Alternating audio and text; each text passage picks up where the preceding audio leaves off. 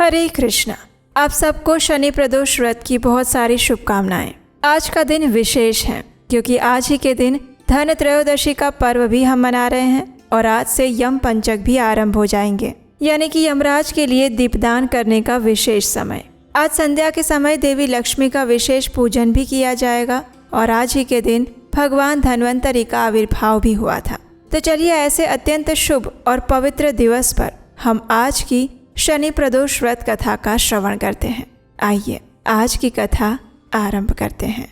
श्री सूत गोस्वामी ने कहा, त्रयोदशी तिथि में संध्या काल को प्रदोष कहा गया है। प्रदोष के समय महादेव जी कैलाश पर्वत के रजत भवन में नृत्य करते हैं और देवता उनके गुणों का स्तवन करते हैं और इसलिए धर्म, अर्थ, काम और मोक्ष की इच्छा रखने वाले पुरुषों को प्रदोष में नियम पूर्वक भगवान शिव की पूजा, होम, कथा और गुणगान करने चाहिए।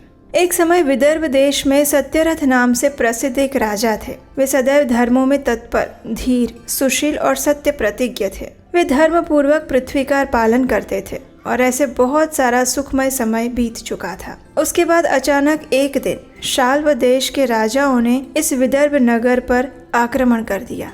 ये देखकर विदर्भ राज विशाल सेना के साथ युद्ध में उतर पड़े। दुर्भाग्य से शाल्वों की बहुत बड़ी सेना मारी गई, लेकिन अंत में विदर्भ राज भी उनके हाथों से मारे गए। उनका भयंकर पराजय हुआ। मंत्रियों सहित उस महारथी वीर राजा के मारे जाने पर मरने से बचे हुए सैनिक भी चले गए और उस समय विदर्भ राज सत्यरथ की पतिव्रता पत्नी अत्यंत शोकग्रस्त हो गई और उसी क्षण वो राजभवन से निकलकर पश्चिम दिशा की ओर चली गई। वो गर्भवती थी। प्रातःकाल होने पर धीरे धीरे मार्ग से जाती हुई उस साध्वी रानी ने बहुत दूर का रास्ता तय कर लिया और उसके बाद वो एक स्वच्छ तालाब पर पहुंची। तालाब के किनारे एक वृक्ष था। वो इस वृक्ष के नीचे बैठ गई। उस समय वो रानी गर्भवती थी और उस पतिव्रता रानी ने उत्तम गुणों से युक्त शुभ मुहूर्त में एक पुत्र को जन्म दिया। तत्पश्चात वह रानी जल पीने की इच्छा से उस जलाशय में उतरी और उसी क्षण एक मगरमच्छ ने आकर उसे अपना ग्रास बना लिया। इस प्रकार वह बालक जन्म लेते ही माता पिता से विहीन हो गया। भूख और प्यास से पीड़ित होकर वो सरोवर के किनारे जोर जोर से रोने लगा। जब वो इस प्रकार क्रंदन कर रहा था तो उसी समय भाग्यवश एक श्रेष्ठ ब्राह्मणी वहां पहुंची। उसकी गोद में भी 1 वर्ष का बालक था। वो निर्धन और विधवा थी। घर घर भीख मांगकर जीवन निर्वाह किया करती थी। उसका नाम उमा था। जब उस ब्राह्मणी ने उस राजकुमार को देखा तो उसे बड़ी दया आ गई और उसने मन ही मन विचार किया, ओहो, ये तो बड़े आश्चर्य की बात है। ये नवजात शिशु जिसकी नाल भी अभी तक नहीं कटी है, वो यहाँ पड़ा हुआ है। न जाने इसकी माता कहाँ चली गई, इसका पिता कौन है। यह दीन अनाथ बालक बिना बिस्तर के भूमि पर सो रहा है। न जाने ये चांडाल का पुत्र है या शूद्र का, वैश्य का बालक है या ब्राह्मण का या फिर क्षत्रिय का। कैसे इसका निश्चय किया जाए। मैं इस शिशु को उठाकर अपने सगे पुत्र की तरह पालन अवश्य कर सकती हूँ, लेकिन ये किस कुल का है ये मुझे नहीं पता और इसीलिए इसे छूने का साहस नहीं हो रहा है। जब वो इस प्रकार सोच रही थी उसी समय कोई सन्यासी महात्मा वहाँ पर आ गए। वो ऐसे लग रहे थे कि मानो वो साक्षात भगवान शिव थे। उस श्रेष्ठ भिक्षु सन्यासी ने उस स्त्री से कहा, हे ब्राह्मणी, चिंता मत करो, हृदय की संशय वृत्ति को दूर कर दो और इस बालक की रक्षा करो। इससे तुम्हें शीघ्र ही परम कल्याण की प्राप्ति होगी। इतना कहकर वे दयालु भिक्षु सन्यासी वहां से चले गए और उस ब्राह्मणी ने उनकी बातों पर विश्वास करके उस बालक को अपने साथ उठा लिया और अपने घर की ओर चलने लगी। उस राजकुमार का ब्राह्मणी ने अपने बेटे की तरह ही पालन पोषण किया। एक चक्रा नामक नगर में उसका घर था। वो भिक्षा के अन्न से ही अपने पुत्र और राजकुमार दोनों को पालने लगी। ब्राह्मणों ने ब्राह्मणी के साथ साथ राजा के पुत्र के भी संस्कार कर दिए और अब वो दोनों ही बालक सर्वत्र सम्मानित होकर दिन ब दिन बढ़ने लगे थे। समय आने पर उनका उपनयन संस्कार हुआ और वो दोनों बालक एक साथ रहकर नियमों का पालन करने लगे। एक दिन वो ब्राह्मणी उन दोनों बालकों के साथ भिक्षा मांगती हुई दैव योग से देव मंदिर में पहुंची। उन दोनों बालकों को देखकर वहां पर उपस्थित परम बुद्धिमान ऋषि शांडिल्य ने कहा, दैव का बल बड़ा विचित्र है। कर्मों का उल्लंघन करना किसी भी जीव के लिए अत्यंत कठिन है। देखो ना, ये बालक दूसरी माता की शरण लेकर भिक्षा से जीवन निर्वाह कर रहा है। इस ब्राह्मणी को श्रेष्ठ माता के रूप में पाकर ब्राह्मण बालक के साथ ब्राह्मण भाव को प्राप्त हो गया है। जब उस ब्राह्मणी ने ऋषि शांडिल्य के ये वचन सुने तो उसे अत्यंत आश्चर्य हुआ। उसने भरी सभा में मुनि को प्रणाम करके पूछा, हे ब्राह्मण, एक सन्यासी के कहने से ही मैं इस बालक को अपने घर ले आई थी। यद्यपि अभी तक मुझे इसके कुल का पता नहीं लगा है, फिर भी मैं पुत्र की भांति इसका पालन पोषण करती हूँ। आप तो ज्ञान के नेत्रों से देखते हैं, इसलिए कृपया आप मुझे ये बताइए कि ये बालक किस कुल में उत्पन्न हुआ है और इसके माता पिता कौन है। ये सुनकर मुनि ने कहा, हे ब्राह्मणी, ये विदर्भ देश के राजा का पुत्र है। और इस प्रकार कहकर मुनि ने उस बालक के पिता के युद्ध में मारे जाने का और उसकी माता के ग्राह द्वारा ग्रस्त होने का संपूर्ण समाचार कह सुनाया। ये सुनकर ब्राह्मणी को और भी आश्चर्य हुआ। फिर उसने प्रश्न किया, हे महामुने, वे राजा संपूर्ण भोगों को छोड़कर युद्ध में क्यों मर गए और इस बालक को दरिद्रता कैसे प्राप्त हुई, और ये बालक अपनी दरिद्रता को पूर्णतः नष्ट करके पुनः राज्य कैसे प्राप्त कर पाएगा। मेरा ये पुत्र भी भिक्षान्न से जीवन निर्वाह करता है, अतः इसकी दरिद्रता के निवारण का भी क्या उपाय है, ये बताने की कृपा करें। ये सुनकर ऋषि शांडिल्य ने कहा, इस राजकुमार के पिता विदर्भ राज पूर्व जन्म में पांड्य देश के राजा थे। एक दिन प्रदोष काल में राजा भगवान शंकर का पूजन कर रहे थे और भक्ति भाव से भगवान शिव की आराधना में संलग्न थे। उसी समय नगर में कोलाहल मच गया। उस उत्कट शब्दों को सुनकर राजा ने बीच में ही भगवान शिव की पूजा छोड़ दी और नगर में क्षोभ फैलने की आशंका से राजभवन से बाहर आ गए। उसी समय राजा का महाबली मंत्री शत्रु को पकड़कर उनके पास ले आया। वह शत्रु पांड्य राज का ही सामंत था। उसे देखकर राजा ने क्रोध पूर्वक उसका मस्तक कटवा दिया। शिव पूजा छोड़कर नियम को समाप्त किए बिना राजा ने रात्रि में भोजन भी कर लिया और इसी प्रकार राजकुमार भी प्रदोष काल में शिव जी की पूजा किए बिना ही भोजन करके सो गया। वही राजा दूसरे जन्म में विदर्भ राज हुआ। शिव जी की पूजा में विघ्न होने के कारण शत्रुओं ने उसको सुख भोग के बीच में ही मार डाला। पूर्व जन्म में जो उसका पुत्र था वही इस जन्म में भी हुआ। शिव जी की पूजा का उल्लंघन करने के कारण वो दरिद्रता को प्राप्त हुआ। इसकी माता ने पूर्व जन्म में छल से अपनी सौत को मार डाला था और उस महान पाप के कारण वो इस जन्म में ग्राह के द्वारा मारी गई। हे ब्राह्मणी, अब मैं तुम्हें सत्य वचन कहने जा रहा हूँ, ध्यान पूर्वक सुनना। इस भयंकर असार संसार को प्राप्त हुए जीव के लिए ईश्वर के चरणार विंदों की सेवा ही सार वस्तु है। जो प्रदोष काल में अनन्य चित्त होकर परमेश्वर के चरणार विंदों की पूजा करते हैं, वे संसार में सदैव बढ़ने वाले धन धान्य, स्त्री, पुत्र, सौभाग्य और संपत्ति के द्वारा सबसे बढ़कर बन जाते हैं। तुम्हारा ये पुत्र भी पूर्व जन्म में उत्तम ब्राह्मण था। इसने संपूर्ण आयु केवल दान लेने में बिताई है, यज्ञ आदि सत्कर्म नहीं किए और इसलिए वो दरिद्रता को प्राप्त हुआ। और उस दोष का निवारण करने के लिए अब उसे भगवान शंकर की सेवा में जाना चाहिए। ये सुनकर ब्राह्मणी ने कहा, हे मुनिवर, कृपया आप शिव पूजन की संपूर्ण विधि और उसका क्रम बताइए कि किस प्रकार प्रदोष काल में भगवान शिव की पूजा करके ये दोनों बालक अपने अपने दोषों से मुक्त हो सकते हैं। ब्राह्मणी के इस प्रकार पूछने पर ऋषि शांडिल्य ने कहा, दोनों पक्षों की त्रयोदशी को मनुष्य जब निराहार रहे तब सूर्यास्त से 3 घड़ी पहले स्नान करे, फिर श्वेत वस्त्र धारण करके धीर पुरुष संध्या और जप इत्यादि नित्य कर्म की विधि पूरी करके मौन होकर शास्त्र विधि का पालन करते हुए भगवान शिव की पूजा आरंभ करें। भगवत विग्रह के आगे की भूमि को नए निकाले हुए शुद्ध जल से भली भांति लीप पोत कर सुंदर मंडल बनाएं। धौत वस्त्र इत्यादि द्वारा उस मंडल को चारों ओर से घेर दें। ऊपर से चंदोवा लगाकर फल, फूल और नवीन अंकुरों से उसको सजाएं। मंडल के मध्य की भूमि में 5 रंगों से युक्त विचित्र कमल अंकित करके उस पर सुस्थिर आसन बिछा कर बैठे और हृदय में भक्ति भाव से युक्त होकर पूजा की सभी सामग्रियों के साथ भगवान शिव की पूजा अर्चना करें।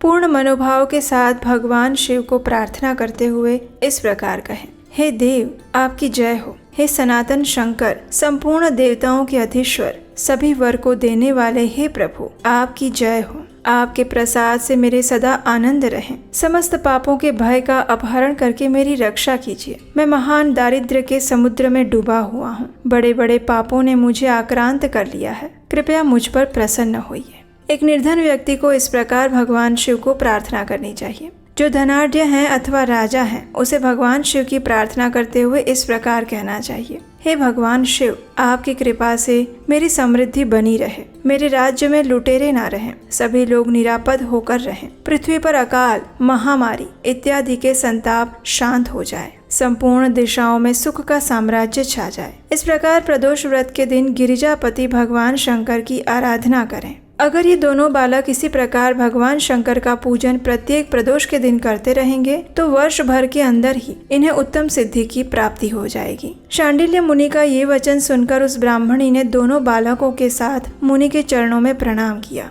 और इस प्रकार कहा, हे भगवान, आज मैं आपके दर्शन मात्र से कृतार्थ हो गई। ये दोनों बालक आज से आपकी शरण में हैं। ये मेरा पुत्र है और इसका नाम शुचिव्रत है और यह राजकुमार है जिसका नाम मैंने धर्मगुप्त रख दिया है। ये दोनों बालक और मैं सभी आपके चरणों के दास हैं। कृपया आप हम सब का उद्धार कीजिए। इस प्रकार शरण में आई हुई ब्राह्मणी को सुंदर वचनों द्वारा आश्वासन देकर मुनि शांडिल्य ने उसके दोनों बालकों को भगवान शंकर के आराधन की मंत्र विद्या का उपदेश दिया और फिर दोनों बालक तथा ब्राह्मणी मुनि की आज्ञा लेकर वहां से चले गए। दोनों बालक प्रत्येक प्रदोष व्रत के दिन मुनिवर के उपदेश अनुसार भगवान शिव की आराधना करने लगे और इस प्रकार पूजा आराधना करते हुए द्विज कुमार और राजकुमार दोनों के 4 महीने सुखपूर्वक बीत गए। एक दिन द्विज कुमार राजकुमार को लिए बिना ही नदी के तट पर स्नान करने के लिए गया। वहाँ झरने के जल के आघात से खाई की भूमि कट जाने से उसमें गड़ा हुआ एक बड़ा भारी खजाने का कलश चमक रहा था। उस पर ब्राह्मण कुमार की दृष्टि पड़ी और उसे देखकर वो अत्यंत हर्षित और कौतूहल में भरकर आश्चर्यचकित हो गया। उसे देवता के प्रसाद से प्राप्त हुआ समझकर वो सिर पर लेकर उसे घर आ गया और घर के अंदर उस घड़े को रखकर माता से कहा, माँ, ये भगवान शंकर का प्रसाद देखो। उन्होंने दया करके घड़े के रूप में ये खजाना दिखा दिया। तब उस पतिव्रता ब्राह्मणी ने राजकुमार को भी बुलाकर कहा, हे पुत्रों, इस खजाने के घड़े को तुम दोनों आपस में बराबर बराबर बांट लो। माता की ये बात सुनकर ब्राह्मण के पुत्र को प्रसन्नता हुई, लेकिन राजपुत्र ने कहा, माता, ये तुम्हारे ही पुत्र के पुण्य से प्राप्त हुआ है, इसलिए मैं इस खजाने को बांट कर लेना नहीं चाहता हूँ। अपने पुण्य से प्राप्त हुए खजाने का वो स्वयं ही उपभोग करें। भगवान शिव मेरे ऊपर भी अवश्य कृपा करेंगे। इस प्रकार प्रसन्नता पूर्वक भगवान शंकर की पूजा करते हुए उन दोनों कुमारों का उसी घर में 1 वर्ष व्यतीत हो गया। एक दिन राजकुमार उस ब्राह्मण कुमार के साथ वसंत ऋतु में वन में भ्रमण करने के लिए गया। कुछ दूर जाने पर उन्होंने सैकड़ों गंधर्व कन्याओं को परस्पर क्रीड़ा करते हुए देखा। उन्हें देखकर ब्राह्मण कुमार ने दूर से ही राजकुमार से कहा, यहाँ से आगे जाना उचित नहीं है, क्योंकि उधर स्त्रियां विहार कर रही हैं। ये रमणियां छल करने वाली और वाणी द्वारा अनुनय विनय करने में कुशल होती हैं। ये पुरुषों को अपनी दृष्टि मात्र से मोहित कर लेती हैं। इसलिए अपने धर्म में तत्पर ब्रह्मचारी कभी भी स्त्रियों के समीप जाकर उनके साथ वार्तालाप ना करें। ऐसा कहकर ब्राह्मण कुमार वहाँ से चला गया और दूर जाकर खड़ा हो गया। लेकिन राजकुमार अकेला ही निर्भय होकर स्त्रियों की उस क्रीड़ा स्थली की ओर चला। उन गंधर्व कन्याओं में से एक ने राजकुमार को आते देखा। मन ही मन कुछ विचार किया और सखियों से कहा, सहेलियों, यहाँ से थोड़ी ही दूर पर एक उत्तम वन है। वहाँ विचित्र चंपा, अशोक, पुन्नाग और बकुल के वृक्ष खिले हुए हैं। वहाँ जाकर तुम सब लोग फूल तोड़ो। तब तक मैं यहीं बैठी हूँ। तुम फूलों का संग्रह करके फिर यहाँ पर वापस आ जाना। इस प्रकार आदेश देने पर सखियां वन के भीतर चली गई और वो गंधर्व कन्या राजकुमार पर दृष्टि लगाए हुए वहीं पर खड़ी रही। गंधर्व कन्या ने अपने पास आए हुए राजकुमार को बैठने के लिए कोमल पल्लवों का आसन दिया और फिर पूछा, हे कमल नयन, आप कौन हैं? किस देश से यहाँ आए हैं और किसके पुत्र हैं? इस प्रकार पूछने पर राजकुमार ने अपना संपूर्ण परिचय दिया। मैं विदर्भ राज का पुत्र हूँ। मेरे पिता और माता बचपन में ही मर गए थे। शत्रुओं ने मेरे राज्य पर अधिकार जमा लिया और मैं दूसरे के राज्य में गुजारा कर रहा हूँ। ये सब सुनकर राजकुमार ने उस गंधर्व कन्या से पूछा, हे सुंदरी, आप कौन हैं? यहाँ आपका क्या कार्य है और आप किसकी पुत्री हैं? तो उस गंधर्व कन्या ने कहा, हे महाराज कुमार, एक द्रविक नामक गंधर्व हैं जो समस्त गंधर्व कुल के अगुआ माने जाते हैं। मैं उन्हीं की पुत्री हूँ और मेरा नाम अंशुमति है। मैं आपकी अभिलाषा जान चुकी हूँ। आपका मन मेरे अंदर आसक्त हो गया है और उसी प्रकार देव ने मेरे मन में भी आपके लिए उत्कंठा भर दी है। अब हम दोनों का स्नेह भंग नहीं होना चाहिए। इस प्रकार कहकर गंधर्व कुमारी ने अपने गले से मोती का हार निकालकर राजकुमार को भेंट किया। उसे प्राप्त करके राजकुमार ने पूछा, हे भीरू, मैं एक बात कहता हूँ। मैं राज्यहीन और निर्धन हूँ। तुम मेरी प्रिया कैसे होना चाहती हो? ये सुनकर गंधर्व कन्या ने कहा, आपका कहना उचित है। मैं पिता की आज्ञा के विरुद्ध कोई कार्य नहीं करूंगी। आप इस समय घर को पधारें और परसों प्रातः काल पुनः यहीं पर दर्शन दीजिएगा। आपसे कुछ हमारा कार्य है। इतना कहकर वो गंधर्व कन्या अपनी सखियों के साथ जैसे आई थी वैसे ही चली गई। राजकुमार भी हर्ष पूर्वक ब्राह्मण कुमार के पास लौट गया। उसने ब्राह्मण पुत्र से सारी बातें कही और उसके साथ घर को प्रस्थान कर गया। तत्पश्चात पूर्व निश्चित समय आने पर राजकुमार द्विज पुत्र के साथ वन में उसी स्थान पर गया। उस स्थान पर पहुंचकर राजकुमार ने देखा गंधर्वराज और उनकी कन्या दोनों उपस्थित हैं। गंधर्वराज ने वहां पर आए हुए दोनों कुमारों का अभिवादन किया। सुंदर आसन पर बिठाकर उनसे कहा, हे विदर्भ राजकुमार, मैं कल कैलाश पर्वत पर गया था। वहाँ मैंने पार्वती जी के साथ महादेव जी के दर्शन किए। उन्होंने मुझे बुलाकर सभी देवताओं के समीप इस प्रकार कहा, पृथ्वी तल पर धर्मगुप्त नाम से प्रसिद्ध एक राजकुमार है जो इस समय अकिंचन है। उसका राज्य छिन गया है। शत्रुओं ने उसके देश को अपने अधिकार में कर लिया है। अब वो बालक अपने गुरु की आज्ञा से सदा मेरी आराधना में संलग्न रहता है और उसी के प्रभाव से आज उसके समस्त पितृ मेरे स्वरूप को प्राप्त हो गए हैं। तुम भी उस राजकुमार की सहायता करो। अब शत्रुओं को मार कर अपने राज सिंहासन पर आसीन हो जाओ। महादेव जी के इस प्रकार आज्ञा देने पर मैं अपने घर गया। यहाँ इस मेरी कन्या ने भी तुम्हारे लिए बहुत प्रार्थना की और ये सब कुछ भगवान शिव की प्रेरणा से हो रहा था। ऐसा समझकर मैं इस कन्या को साथ में लेकर यहाँ पर आया हूँ। इसलिए अपनी पुत्री अंशुमति को मैं तुम्हें पत्नी रूप में प्रदान करता हूँ। भगवान शिव जी की आज्ञा से शत्रुओं को मारकर तुम्हें तुम्हारे राज्य पर बिठाऊंगा। अपने उस नगर में तुम अपनी इस धर्म पत्नी के साथ 10,000 वर्षों तक मनोवांछित सुख भोग कर अंत में भगवान शिव के लोक में जाओगे और वहाँ भी मेरी ये कन्या तुम्हारी सेवा में प्रस्तुत रहेगी। इस प्रकार कहकर गंधर्व राज ने उसी वन में राजकुमार के साथ अपनी पुत्री का विवाह कर दिया। चंद्रमा के समान चमकीली चूड़ामणि और दमकते हुए मोतियों के मनोहर हार दिए। दिव्य आभूषण, वस्त्र, सुवर्ण के बने हुए बहुत से सामान, 10,000 हाथी, 1,00,000 नीले घोड़े और हजारों सोने के बड़े बड़े रथ प्रदान किए। अंत में एक दिव्य रथ, इंद्र के धनुष के समान विशाल धनुष, सहस्त्रों अस्त्र शस्त्र, अक्षय बाणों से भरे हुए 2 तरकस, अभेद्य सुवर्ण कवच और शत्रुओं का संहार करने वाली शक्ति भी दी। अपनी पुत्री की सेवा के लिए गंधर्व राज ने प्रसन्नचित होकर 5,000 दासियां दी। इसके अलावा राजकुमार की सहायता के लिए उन्होंने अत्यंत उग्र गंधर्वों की चतुरंगिणी सेना भी भेंट की। ये सब कुछ प्राप्त करके राजकुमार अपनी मनोवांछित पत्नी के साथ अत्यंत प्रसन्न हुआ। पुत्री का विवाह करवाकर गंधर्वराज वापस स्वर्गलोक में चले गए। धर्मगुप्त विवाह के उपरांत गंधर्वों की सेना के साथ अपने नगर में गए और वहां उन्होंने शत्रु सेना का संहार करके राजधानी में प्रवेश किया। श्रेष्ठ ब्राह्मणों और मंत्रियों ने मिलकर राजकुमार का अभिषेक किया। जिस ब्राह्मण पत्नी ने उनका अपने पुत्र की भांति पालन किया था वही उनकी माता हुई और वो द्विज कुमार उसका भाई हुआ और गंधर्वराज पुत्री अंशुमति महारानी के पद पर प्रतिष्ठित हुई। इस प्रकार भगवान शंकर की आराधना करके धर्मगुप्त विदर्भ देश के राजा हो गए। और इसी प्रकार दूसरे लोग भी प्रदोष व्रत के दिन गिरिजापति की आराधना करके मनोवांछित फल और कामनाओं को प्राप्त करते हैं। तो ये थी इस प्रदोष व्रत के उपलक्ष्य में सुंदर कथा। हमें आशा है कि आज की ये प्रदोष कथा सुनकर भगवान शिव के प्रति आपकी भक्ति भाव और पूजा तथा समर्पण में वृद्धि हुई होगी। अगर आपको आज की ये कथा अच्छी लगी है तो आपके अपने चैनल को सब्सक्राइब कीजिए, इस कथा को शेयर कीजिए और ऐसे ही हमारे पवित्र धर्म ग्रंथों से ली हुई पौराणिक कथाओं को सुनते रहने के लिए आप हमारे व्हाट्सएप कम्युनिटी ग्रुप के साथ भी जुड़ सकते हैं। उसका लिंक नीचे डिस्क्रिप्शन बॉक्स में दिया गया है। तो चलिए आज प्रदोष व्रत के शुभ अवसर पर भगवान शिव की पूर्ण श्रद्धा और भक्तिभाव से पूजा आराधना करते हैं और उनकी विशेष कृपा की याचना करते हैं। हरे कृष्णा।